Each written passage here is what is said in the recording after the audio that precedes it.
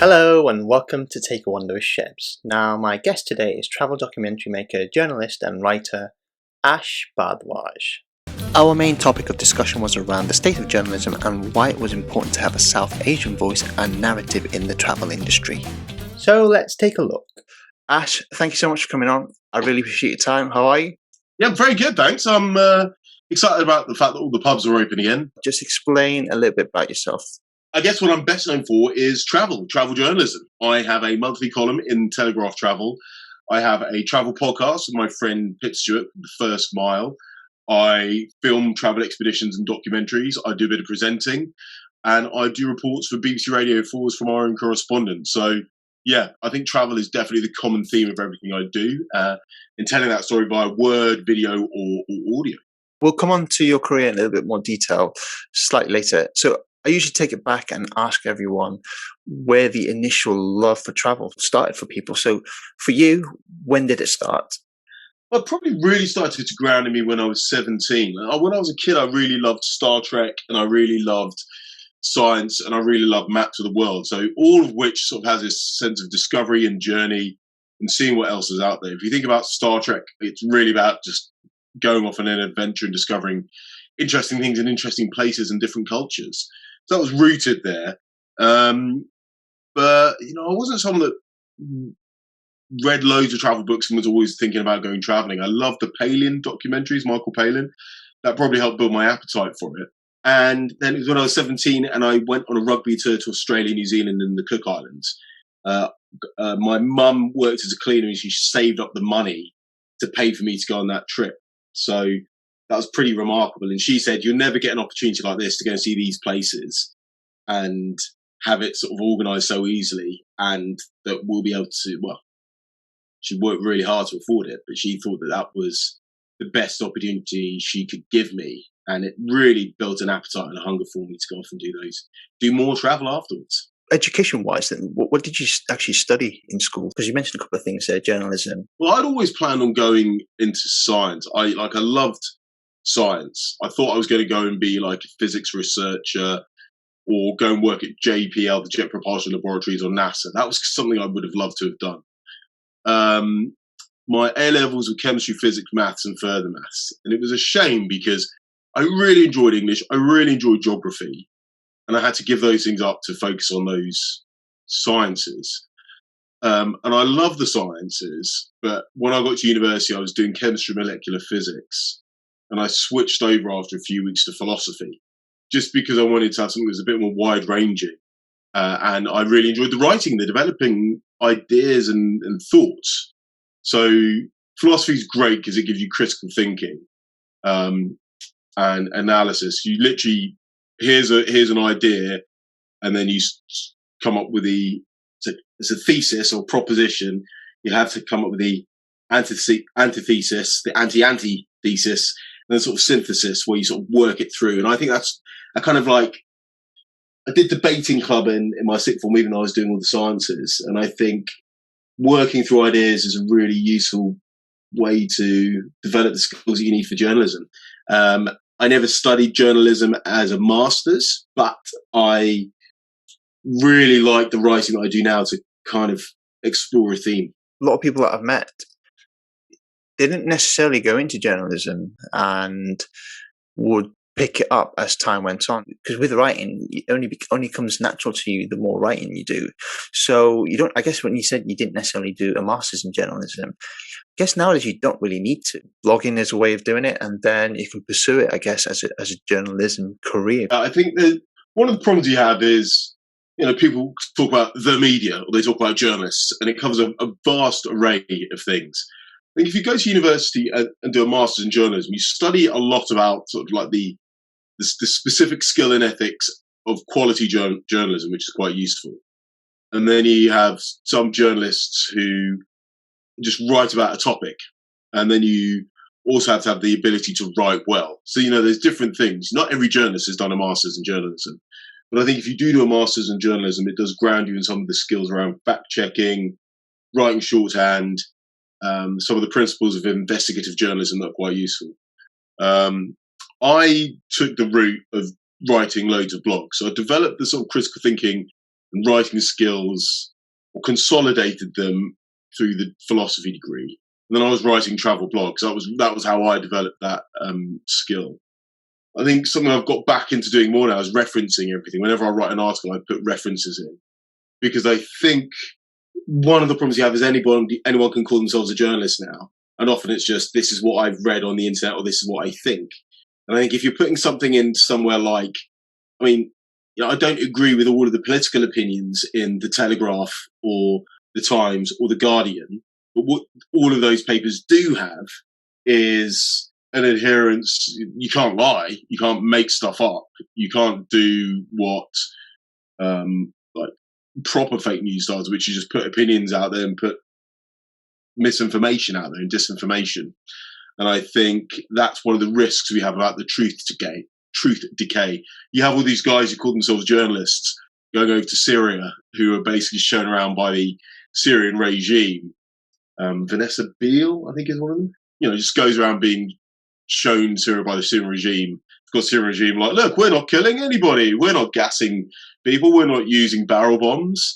Oh, and by the way, the white helmets, they're all baddies funded by MI6.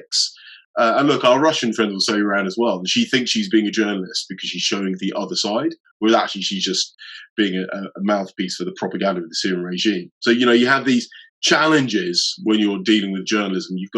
There's a responsibility, I think, and I think that's probably where an element of training or working with a good editor who teaches you about fact checking and so on is a useful thing to do. Where do you see journalism now then, the way it is today? And where do you see it going? Because I would say in the next 10 years, you're probably not going to have any newspapers. That's probably going to be moved on to online. So I don't think that's necessarily true. I think that's something that people have said a lot. I think there's enough people that still like linear formats and stuff. There's enough people that still like newspapers that will work. I know that if I buy a newspaper, my news quality consumption improves, because you're forced to read stuff that you wouldn't otherwise read. You read it from cover to cover. You read the news, you read the opinion, you read the analysis. You start to get a feel for it. Rather than just getting what's pushed at you, you're seeking it and taking your time. Things like The Week, which is a news magazine, are excellent and vital. And I think that's a really good way to understand journalism well, because you see the way the same story's been covered in different newspapers. So it's looking at opinion as well as the news coverage. A lot of organisations do have fact checkers. I think there are probably more fact check jobs now than ever before. There's a great article on the Walrus, which is a Canadian news site, the other week about the challenge of misinformation, a guy who was a fact checker, and how fact checking is a more common thing. But, fake news started out as groups in, I think it was North Macedonia, what's now Northern Macedonia, creating clickbait, fake news, like genuinely completely made up stuff. Like the Pope endorses Donald Trump. People click on it, and then they're incentivized to create stuff, because the more clicks you have, the more ad revenue you get. The social media companies have a business model that depends on outrage and depends on clicks and depends on emotional stimulation. Therefore, you're going to be pushed towards that kind of stuff. And that's the way many people consume or reach their news. Trump then weaponized the term fake news by using it to just mean something he disagreed with or disliked. And so the term fake news itself has become useless. Misinformation and disinformation are more useful terms. Disinformation is false information that is deliberately created to deceive you. Misinformation is that could be that same information that is passed on, but not with a deliberate intent to deceive. What does that mean for journalism?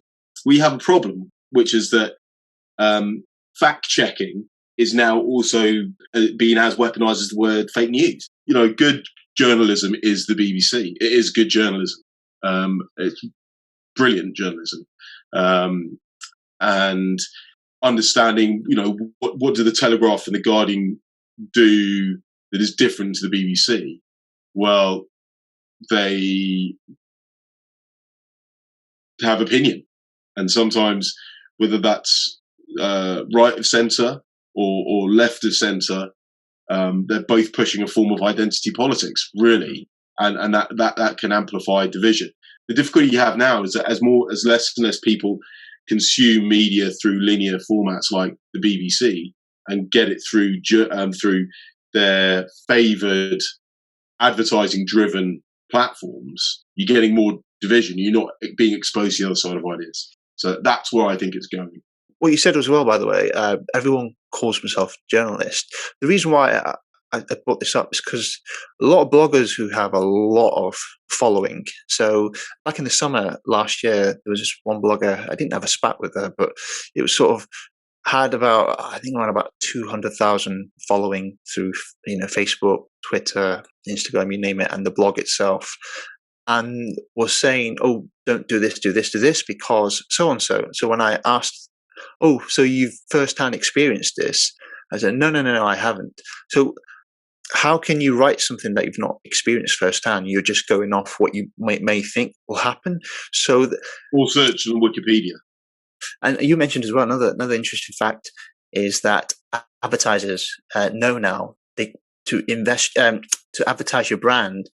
I guess a blogger or a favorite writer, if they've got a lot of following, that is the best way to advertise your product. So there's I guess the issue is you can't really stop it though, can you? There's no way of policing it unless there's regulations brought in. Yeah, and I think there has to be regulations because, like newspapers like the Telegraph, the Times, the BBC, not the BBC, Telegraph, the Times, and the Sun or the Mail, they print something false, they have to issue a retraction. I mean, they issue it on a tiny little box on page 6, but they have to issue it, and they have addresses that you can write to them and complain. If a blogger does it, there's no. This is the difference, I think, between a journalist, a proper, decent.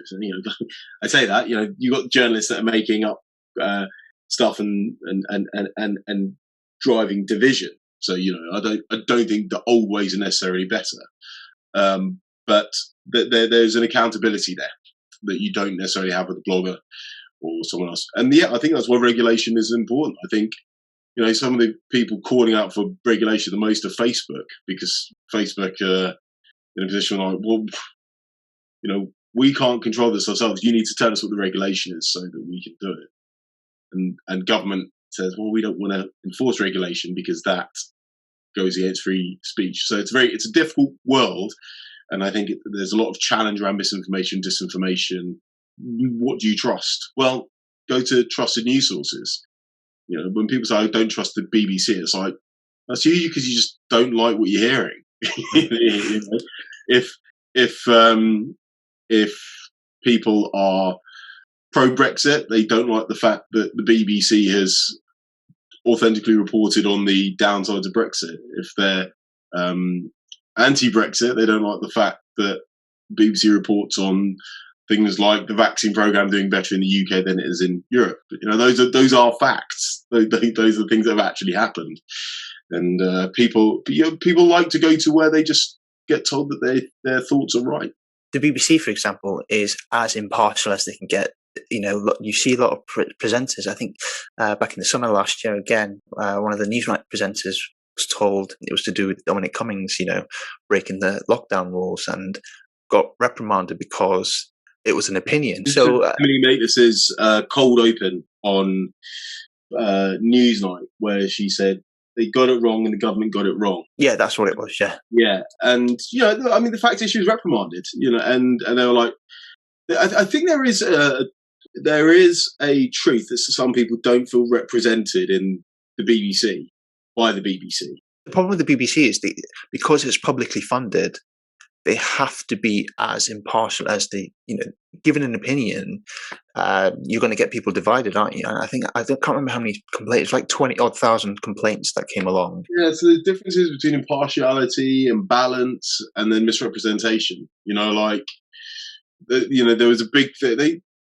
What's good is they do test themselves and they think about this, whereas if you turn around to the Mail, which is, or Breitbart will be like, no, we're not going to change anything. If you turn around to the Mail will be like, this is our opinion line. This is we have this stance. That's what we want to say. At least the BBC does interrogate it. Sometimes they get it wrong, but I think they have a very different role. One of the things I want to talk to you about is a piece that you wrote last year. Now, this was a piece where I think it came after. I'm not too sure it was correct or not, but came after sort of like the Black Lives Matter movement, and you wrote about travel is seen through a white lens. Now, it's a really interesting piece because in the That was piece, the headline. That wasn't what I wrote. That was the headline that was put on. you also wrote actually that potentially the people who are reading this will be from a Caucasian background. So I want to ask you how, I mean, you broke into the travel sector. It's an industry, I don't know, you feel as though hasn't had the Asian or the South Asian representation, especially when it comes to the UK, because I can't really see any lead TV hosts who are in the travel. How do you see that sort of improving? So I think you just have to do good work. I think, writing articles like that where you explain to people, if you are brown and you're traveling places, you will have a different experience. You will have different thoughts, you'll have different feelings, you'll have different opinions, and you may be treated differently. So that's not always a bad thing. Sometimes that's a good thing. Like if I go to Nepal, people are like, oh, he's this funny brown guy hanging out with all the white people. That's interesting. I'm going to go and chat to him. Or the point I made about Maori guy in New Zealand who was like, oh yeah, it's like you're Indian. The British screwed that place over too. So like, there's a sort of like interesting, sort of like unlocking of doors in certain places by being from a diversity can do that. So I talk about this in the army as well. Diversity is important because we're dealing in a world that is not this kind of simple mono-ethnic nationalist world of 75 years ago. We live in a world where we're constantly being engaged with different ideas, different thoughts, undergoing assaults from nefarious agents or people with malintent to put misinformation towards us. We are in a connected global world. And you need diverse thought in organizations, in writing, to be able to make sense of all of that. So diversity is vital to succeed in understanding and interpreting the world. There's no point in me writing about the experiences of women in London because I just don't have that insight. I can write about what I have learned about becoming more aware of the privilege I have as a man and becoming aware of the challenges that women face. So I can write about that, but I can't write about what it's like to be a woman. But when I read a woman's writing, sometimes they will have insights that are just inaccessible to me as a man. It's not just about the problems people face, but the insights that they give you. You're like, wow, I hadn't even thought about that. Now, if women are traveling around the world, particularly in countries which are more patriarchal, women are going to find it much easier to tell the stories of women around the world. So diversity in gender is vital for good travel storytelling, right? Because otherwise you just don't get access to that story. India, for example, is a very well-traveled place. And now I've been to India. I assume you've been to India, but you see it only from, I guess, a Caucasian person's perspective. So for me, India was very, very. I found it difficult originally getting to it. I had problems getting a visa because my background being from Bangladesh, they kept asking me when I went to get the visa, have you got a Pakistani background? Things like that. And I had to, believe it or not, Indian visa bureaucracy is the worst. I'm dealing with that at the moment. To try and become a world-leading nation, they need to sort out their visa program. Well, the first question the person asked me was, "Are you? So you're not an Indian? You're not from an Indian background. So are you Pakistani?" And I said, "No, I'm not." I think technically, when the partition happened, and this is what I found out recently because my granddad passed away, and he never actually had a Bangladeshi passport. He only had a Pakistani passport, and then it was a British passport. So technically, I could have said, well, actually, yeah, my granddad had a Pakistani passport, but I never did. But so it was difficult. Just that it was so. I had to go down to London. I had to pay like extra to get that perspective out. Is really important, I think. Yeah, and I think it's just like as I wrote about in the article, I want to hear about what it's like for Black British people to travel to South Africa. I mean, the only stories I hear about South Africa are people going for the rugby, the cricket, and the safari, and it's white men usually, or drinking wine. Well, that's cool, but or you get them going, you get people going and writing about the experience in townships, and if you've got a Black British man or woman writing about it, you're going to get a much more nuanced insight. So it's just I will learn more about South Africa. There'll be just more diversity of travel writing. So I just think it's better for everybody. We all gain by having diversity in travel writing because we gain new insights into places. So it's a win, and I think it's not the whole diversity and inclusion thing is not about you need to, this is bad, this is wrong, you need to tick the boxes. This was that about 10 or 15 years ago. But now, the great thing about diversity and inclusion now is you can sell it as a winning narrative. Like, this is the benefit you get by having these new insights in these stories. And doesn't mean that every story I write is about my experience as a brown person. Not every story I write is about India. Not every story that I write in my monthly column for The Telegraph is about race. But when I do, there's just additional insights. And I don't fall into quite as many propaganda traps as other people do. And when I go places, someone goes, "Oh yeah, the British just came here and they were just, they were great." I'm like, really? If you question things a bit more because you've got additional historical knowledge from your family or something, then it would just mean that you question things a bit more when you go traveling. How do you get more people from the South Asian background to be in the world of travel? Tell stories that are relevant to them. That's why you need more diversity. When I travelled to India when I was 19, I couldn't find any books written by British Indians. I don't think any existed back then. There's nobody writing about what it was like to be a British Indian person travelling in India. It just wasn't there. So, the perception is that's just not something that British Indian people do. It's something that white kids from private schools do. That's the perception that you can arrive at. Whereas by now, there's people like, Satnam Sanghera, who's a Times journalist.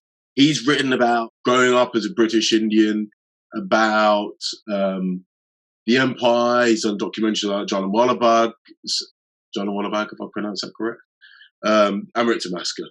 And you've got Manisha Rajesh, who's written the book Around the World in 80 Trains. She started with Around India in 80 Trains. So all of a sudden, you have stuff that resonates and is relevant to you. Now, if organisations want to survive, they're going to have to diversify. If the Telegraph wants to stick with just only appealing to conservative voting, Brexit voting, I'm not saying this is what the Telegraph appeals to only. They're stuck because that is a shrinking population over time. But if you want to go for more diversity and bring in more stories and narratives, you're going to appeal to more people. So for media industries to survive, for media organisations to survive, they have to become more diverse. They do that by bringing in more diverse voices. And then that inspires the next generation to do it. There's a phrase, you can't be what you can't see. So until you see people like you on there, you're not going to be inspired to do it. I think that's probably the trick there. Do you know who Priyanka Chopra is? She's an actress. So I remember her because I used to watch it. I don't watch Bollywood movies now, but she broke into the world of Bollywood after winning Miss World. But now she's in Hollywood. So Indian women or, Asian women in back in India, they'd be like, well, actually, I don't want to just be a Bollywood actress. I want to be a Hollywood actress. So you could say she's opened up the door for a lot of women, I guess men as well. So I guess you can open the door, leave it open, and it's easier then for people to walk through it, isn't it? You also need the commissioners, the editors, and the people that give people jobs and say yes to stuff to recognise that. I think there's a lot of virtue signalling where people say, we're going to improve our diversity. It's like, cool, but you've just commissioned another white man to make a TV program. Right. Yeah, well, we just don't think they're going to resonate with the audience. It's like, well, that's because you have a stuck audience. Whenever you try new talent, you're always going to nearly always get an audience drop. But I think you need sort of like good, authentic adventure stuff done by people of diversity, people of different backgrounds. Yeah, actually, I had one guy on my show. His name's Paris Norris. He's from a Indian background. So he's got a TV show. Well, he's got a show on Amazon called Guy in Dubai. But he moved across to Dubai to do it. He didn't necessarily get the TV networks to do it in the UK. But actually, he's a brilliant guy. Example, started off in business, but pursued a transition towards television, and he's got deals not just on TV, but he's got it with like airlines and stuff. So he's a great guy to sort of look at and go, actually, he's done it. And, if you listen to the show that I did with him, it was all about the business mindset. And that's the important thing, the mindset of making, because if you don't believe in yourself, then who else is going to? Yeah, and I think it's also just you just have to make really good content. Yeah, that's true. Yeah. I think it's hard to tell good stories and find actually genuinely interesting new things. There's Riz Ahmed, who is a actor, rapper, and actor. He went to Merchant Taylors, which is one of the big public schools of England, up in Harrow. He went there on a scholarship. I think it's from West London. Then moved into acting. Was doing fairly well, but he always was getting cast in the same role in England, which was the terrorist, pretty much. But he was in Four Lions. That's what you may have seen him in, which is a great film. But he had to move to America to do other things, and he's just done a film now where he plays a drummer who goes deaf. But it is hard to break through in the UK, because despite what people say, I think there is a lot of unconscious bias, a lot of unconscious assumptions, and because TV in particular is always, it's low risk. TV is low risk. The TV channels don't want to take risks on people, so I think it's harder to break in than is often portrayed, I think. So for yourself, have you found it frustrating then? I guess would you want your own TV show? Like I said to you, there's not many people with leads. Would that be an ambition of yours? Yeah, I mean, I've been writing the development ideas for 14 years and nothing has gone through yet. If you're doing anything for 14 years and you put in hundreds of days of work and you got nothing back, you probably tell someone to quit that. So, but why is it that you've not heard anything back? Wrong time, bad ideas, wrong contacts. It's so many stars have to align for a TV thing to go. I'm not saying it's. I don't think it's. By the way, I don't think it's like racism. People aren't like, we don't want brown people on TV. I don't think that's what it is. I think it's a case of the TV is conservative with a small c, and they go with what works, or they go with people who are similar to the people that they've had before. And I think I just haven't come. The stars haven't aligned for me. But isn't that where you can't do it online now? So you can go on YouTube and put it on there. So show them that this is what you can do, and then maybe go back. Podcast is one way of doing it, but you got the first mile you've got on there, but you can prove to them this is what you're missing out on, and show them. Maybe they don't. I don't. Sometimes I just don't think they care. Yeah, I mean, you could do that, but I think just because someone does well on YouTube or Instagram doesn't mean they'll translate well onto TV. And I think you've seen it a lot in the last few years where production companies have gone, wow, this person's got 1 million followers. Let's put them on TV. That'll be an instant hit. We'll get 1 million views. And sometimes people just aren't very good on TV. It's so, what I was going back to before about the freedom, the independence, and the storytelling that you get on YouTube, and the downsides of YouTube versus the lack of freedom and the upsides of TV. They're very different mediums. They both happen to be video, but they're very different mediums. A podcast isn't a radio program necessarily. And I think, if someone does really well on YouTube, why would they bother worrying about TV? I think they're very different. They're very different worlds. TV gives you, I guess, a credibility, and it's an establishment thing. But I think, that's one of the great things about the way things are at the moment is you don't need to go onto TV to do well. Do you think the way we do documentaries, the way we tell stories is going to change? Because a lot of the stuff is moving towards online, I guess, and it's very short. There's one guy that I follow, and his documentary, he's got millions of followers. He does it on YouTube, and it's only 10 minutes. Drew Brinsky. Have you heard of Drew Brinsky? He's based in America. So his work, it's only 10 minutes, but you only get snippets, you see. So do you feel as though that could change the way, David Attenborough tells his story? It's like an hour long, 2 hours, 3 hours. Do you think that will change over the next few years? Yeah, so I think one of the problems you get with people that are doing this stuff on their own is you don't have the same kind of top cover. It's the same with the journalism versus a blogger. If you work as a journalist in an organisation like the BBC, you get this layers of fact checking. If you want to travel and make stories, just go and do it on YouTube. That's a much easier way to do it. But what you have is you get much more creative, innovative stuff. That you get some really interesting stories. You get some really interesting ways to film. You get some really interesting insights. But then you can also end up you're stuck in your paradigm when you're traveling. You don't have like a director and a researcher and the crew and the logistics and the money that allows you to access or learn new stories. But at the same time, you're completely free, so you don't come with all the hassle and bureaucracy of doing it with a TV production company. So you have like there's different things that come about as a product of both. YouTube stuff though, you could do it unplanned, can't you? So with a television show, everything I guess is planned to an extent.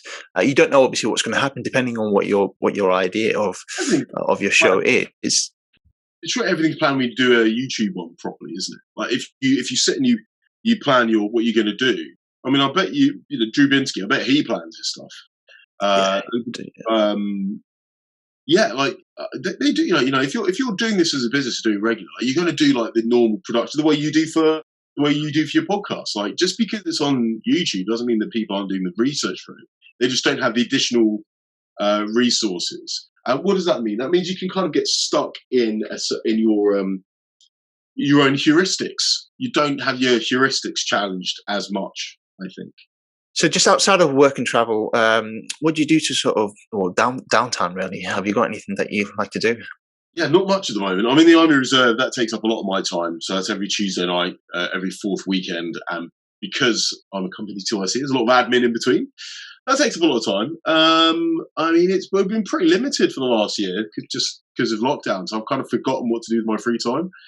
Read books a lot. Love reading sci-fi still. Just been finishing off the Expanse series. I'm just looking around to see if I can find the book for it. That's what I'm looking about. Yeah, so the Expanse. That's a great series. I play tag rugby. It's good fun. Bit of photography. I mean, it sort of ties in with traveling. And I'm very excited about going back to the pub again. But you know, walking is one of my favourite things to do, or going for bike rides around London, getting lost. So just going, well, I'll go there and see what route I can find on the way there, put my phone in my pocket, don't look at it for a few hours, see where I end up, see what cool streets I can find. Yeah, I think that's how I got through lockdown. It's been pretty good fun, actually. And you also got married, by the way. I recall you posted. In fact, you posted that you went to Italy, wasn't it, for your honeymoon? What was that like, actually, traveling during a pandemic? That was really stressful because, like, you didn't know what was gonna. They were sort of starting to close countries down quite quickly and at short notice. That was really hard. And then because you went during September, was it September, October, wasn't it? October, and we went to Sicily, and the week we were there, they were talking about bringing in the travel corridor. So it was very hard closing the travel corridor. So it's very hard to relax because we were like, we're going to have to book a flight back at any minute. That was tough. You know, I'm glad we got away. It was definitely worth it. But it really has an impact on your ability to relax and enjoy something because you know that at any minute you might have to deal with something. I actually went to Turkey from like September to October and they actually changed the rules. So they said when I came back, I had to quarantine, so I just decided to stay longer. So you're right, it was a little bit stressful. I did move freely within the country, but the back of the mind, you know, it's like I better get back sometime soon because otherwise I'll be stuck. And it was, I don't know about you, but I found it where there's like no one really there. I couldn't really socialize with anyone. You know, I do a lot of backpacking, so no backpackers. So it was a bit of a strange time to do it, but it was interesting, actually. I can't say that I didn't enjoy the experience at the same time, if that makes any sense. Yeah, well, there's no such thing as like the perfect travel experience. Everyone's like, there's this sort of idea that if you do the right things and follow certain plans, then you will end up having like a perfect journey or a perfect experience. And I don't think that's true. Every experience every time you travel has challenges, as long as you're enjoying things along the way. I'm glad that we're traveling again, but there's going to be increased frictions. But look, I think in Britain we're pretty complacent. We have a passport that takes us to every country in the world, and I think 150 of them we can enter without any pre-planned visa application. Like it's pretty easy to get most countries in the world, or I mean, it might be a bit of a nose, like, you know, trying to get into India or somewhere, but you can do it. Whereas if you're Nepalese to try and come to, for me to go to Nepal, I can get a visa on arrival in Nepal, right? If you're a Nepalese person trying to come to the UK, you have to do months of application. You have to prove that you've got a flight back. You've got to prove you've got a certain amount of money in the account. It's not easy. And, we're just starting to find the experiences as British people of traveling that the rest of the world has to put up with. So I think it's, quite good that we're forced to really take stock of our travel privilege and make the most out of it when we can travel. I don't think that's necessarily a bad thing. Just finally, any new developments that we can look forward to? Pip and I are going to do season 2, the first master. That'll be coming out sometime in the next couple of months. And then developing some ideas for TV. Who knows if they'll go ahead? You have no idea what will work and what won't. Like, you just put stuff in, see what comes up and see what doesn't. I think it's tough. And I think there's such a fixation on trying to. I think I have definitely distracted myself. I got too wrapped up in the idea of trying to get a TV show, or that is what is required for success. I think having the column at the Telegraph has been brilliant, because that gives me some credibility, gives me something to work towards, and it gives me something that I'm accountable for. I can't put it out there. I'll put an idea in, and every now and again the editor Ben will be like, "Nah, yeah, I think you need to do something else. Work harder." But it's good. I've got someone that's keeping me honest. But it's good that I have an editor that says, "I think you can do better. I think we could, focus in on this a bit more. I think we've lost a bit of the theme here." That's great. TV takes so much time, so much emotion, so much energy. And if it works, it's an amazing outcome. But I think if you just ignore that and focus on everything else, you can have a really good time. And I've stopped trying, and I'm enjoying my work more again. Most of my income still comes from video production, but the travel that I do, because I'm writing for the papers, I'm writing for a specific audience, I really work hard at it. I really forcing me to do different things and think in a different way. I want to thank you very much for coming on. I really appreciate your time, and I'll speak to you very soon. Hey, thanks very much. That was an intriguing discussion, and if you'd like to follow Ash's journey, you can do so by following him on all of his social media platforms. The details are on your screen now. That's it for Take a Wander with Shebs. Hope to see you very soon. Until next time, bye for now.